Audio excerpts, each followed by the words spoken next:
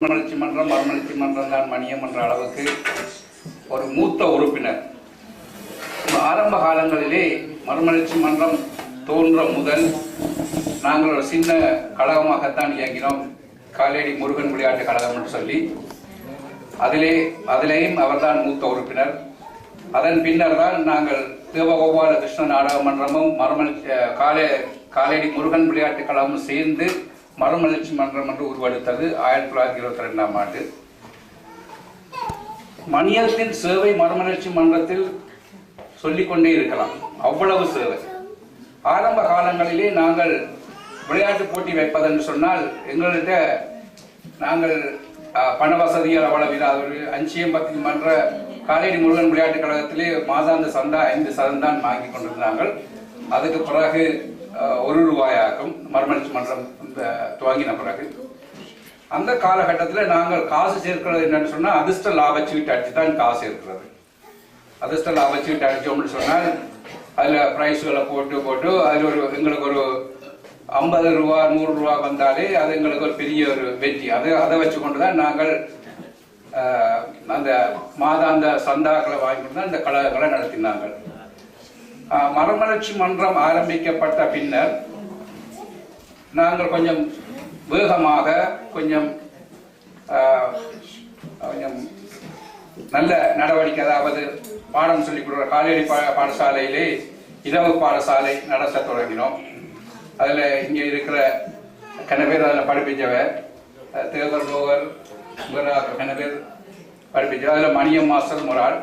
அந்த நேரங்களில் சம்பளம் வந்து அவைக்கு பெருசாக கொடுக்குறே இல்லை. அதில் மன்ற நன்மைக்காக அந்த காசு முழுக்க மன்றத்துக்கு தான் அதை எடுத்துக்கொள்றது. அதுக்கு நாங்கள் பாடசாலை நடக்க பெட்ரோல் மேக்ஸ் செலவுகள், அந்த செலவுகள், இந்த செலவுகள் வரும். அப்போ அதன் மூலமாகத்தான் நாங்கள் ஆரம்ப காலங்களில் பணங்களை சேர்த்து இந்த மன்றத்தை நடத்தி கொண்டிருந்தோம். அதுக்கு பிற்பட்ட காலங்களில் நாங்கள் ஆண்டு விழாக்கள் மற்றது எக்ஸிபிஷன்கள் வச்சினாங்கள். அதில் மணியத்தின் பங்கு அது ஏராளம், சொல்ல முடியாத அளவுக்கு. அது நாங்கள் அந்த நேரங்களில் எங்களுக்கு ஒரு பொறுப்பும் இல்லை.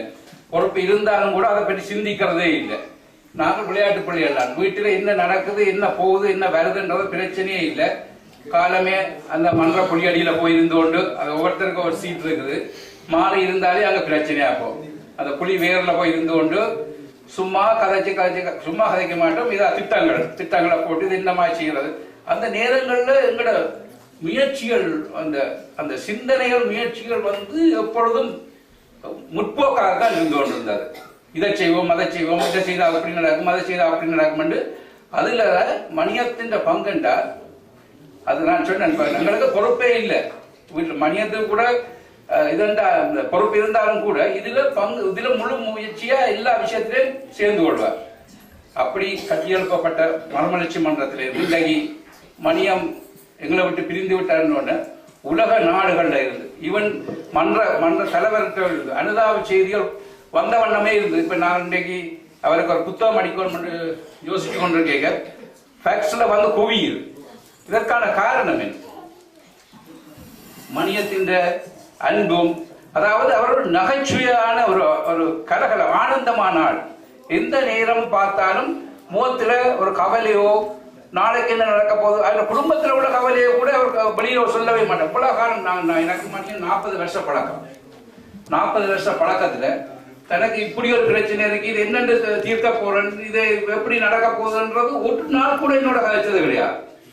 அதை தானே வச்சு நல்ல திட்டங்களை தீட்டி நல்ல வடிவா செயல்படுத்தி வெற்றியும் கண்டிருக்கிறார்.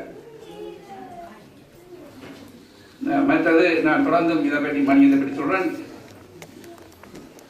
அடுத்தது பால், நீங்கள்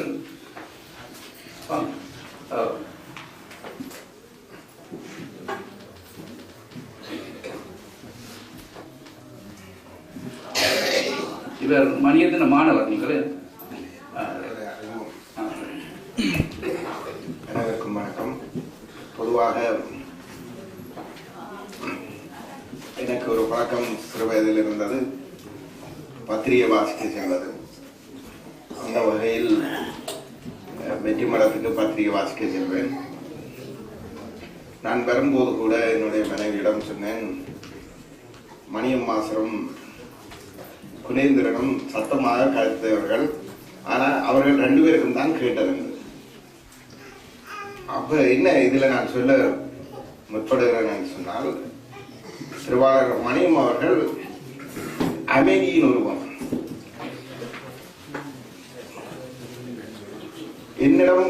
அவரிடம் என்னை கவர்ந்த விடயம் அல்லது அவரை நான் நினைவு கூர்ந்து சொல்லக்கூடிய ஒரு விடயம் அல்லது எனக்கும் அவருக்கும் எந்த வகையிலும் நேரடியான தொடர்பு இருந்ததே இல்லை. அவரிடம் நான் படித்ததும் இல்லை, ஒரு நண்பன் இல்லை, ஒரு ஊரை சேர்ந்தவன் என்ற நெருக்கம் கூட எனக்கும் அவருக்கும் ஒரு பொழுதுமே இருந்ததில்லை. ஆனால் அவரிடம் எனக்கு பிடித்த ஒரே ஒரு பண்பு, அந்த பண்பை நினைவு கூறுவதில் நான் மிகவும் சந்தோஷம் அடைகிறேன் என்றால் அமைதி. அமைதியாக மனிதர் பிறப்பது அபூர்வம், மிகவும் அபூர்வம். ஒரு பண்பின் அடையாளம் அமைதி. நான் திருவாளர் சாமி ஆசிரியர் அவரோட பேசும்பொழுது கூட இது மணியத்தினுடைய சாதனையோ அல்லது அந்த ஊரவர்களுடைய மனோபாவமோ இவருக்கு இந்த நிலைமைக்கு, அதாவது இந்த உன்னதமான நிலையில் வைத்து இவரை இப்பொழுது நினைவு கூறுவதற்கு காரணம். இப்படிப்பட்ட ஒரு அமைதியான மனிதனை நேசிக்கின்ற மனோபாவம் அந்த ஊரவர்களுக்கு இருந்தபடியினால் தான் இவரை இவ்வாறு நேசித்து இப்படியான வகையில் அவருக்கு ஒரு மதிப்பை அளிக்கிறார்கள் என்று நான் நினைத்தேன். அவ்வாறு ஒரு உயர்ந்த பண்பை கொண்டவர் தான் மணியம். அமைதியை போல ஒரு உயர்ந்த பண்பு மனிதனிடம் இருக்கவே முடியாது. அப்படிப்பட்ட ஒரு உன்னதமான பண்பை கொண்ட மணியம் அவர்கள் எனக்கு நேற்று தவறாக சொல்லுகிற பொழுதோ அல்லது இந்த செய்தியை நான் முன்னர் அறியும் பொழுதோ மணியம் மாஸ்டர் காலமாகிட்டாருங்கிற பொழுது எனக்கு 2வது சிந்தனையாக எவருமே போகவில்லை. நேரடியாகவே போனது இந்த மணியம் மாஸ்டர் தான். ஏனென்றால் முதல் வந்தவர் சொன்னது போல பொதுவாக இந்த மணியத்தோட சேர்ற சொல்லுகளை பொறுத்து ஆடி என்று விளங்கும். ஒரு மாஸ்டர் மணியம் மாஸ்டர் என்று 2 பேரே எனக்கு தெரியும். ஒன்று சுழிபுரத்தில் இருப்பவர் மணியம் மாஸ்டர், கம்யூனிஸ்ட் கட்சியை சேர்ந்தவர். அடுத்தது இருவருமே மிகவும் அமைதியான உன்னதமான சிந்தனையாளர்கள். அந்த அமைதிக்கும் அவர்களுடைய செயல்திறனுக்கும் உரிய கௌரவம் அந்த ஊரை சேர்ந்தவர்கள் அளிக்கும் பொழுது அதிலும் நானும் ஒரு அங்கத்தினராக இதில் சென்று பகிர்வதில் சந்தோஷம் அடைகிறேன். அவருடைய ஆன்மா சாந்திகளைய என்னுடைய பிரார்த்தனைகள். நன்றி, வணக்கம்.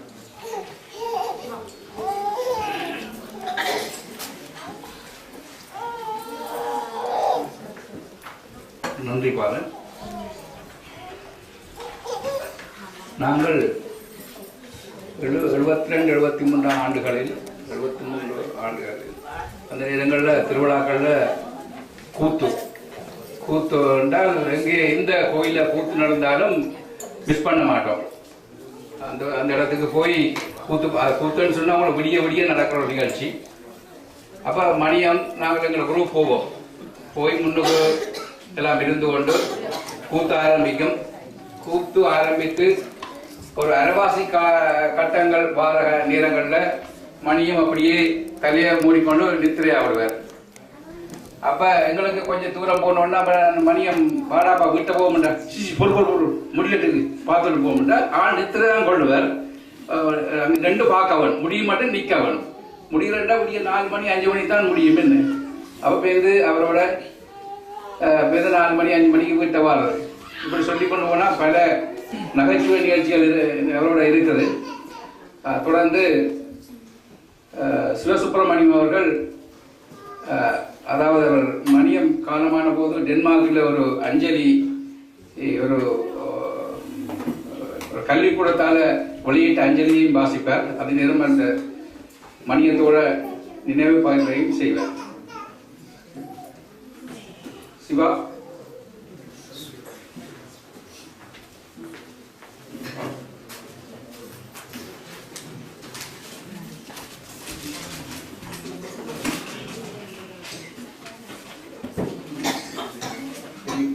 பெரியோர்களே, நண்பர்களே, சபையோர்களே, அனைவருக்கும் அன்பான வணக்கங்கள்.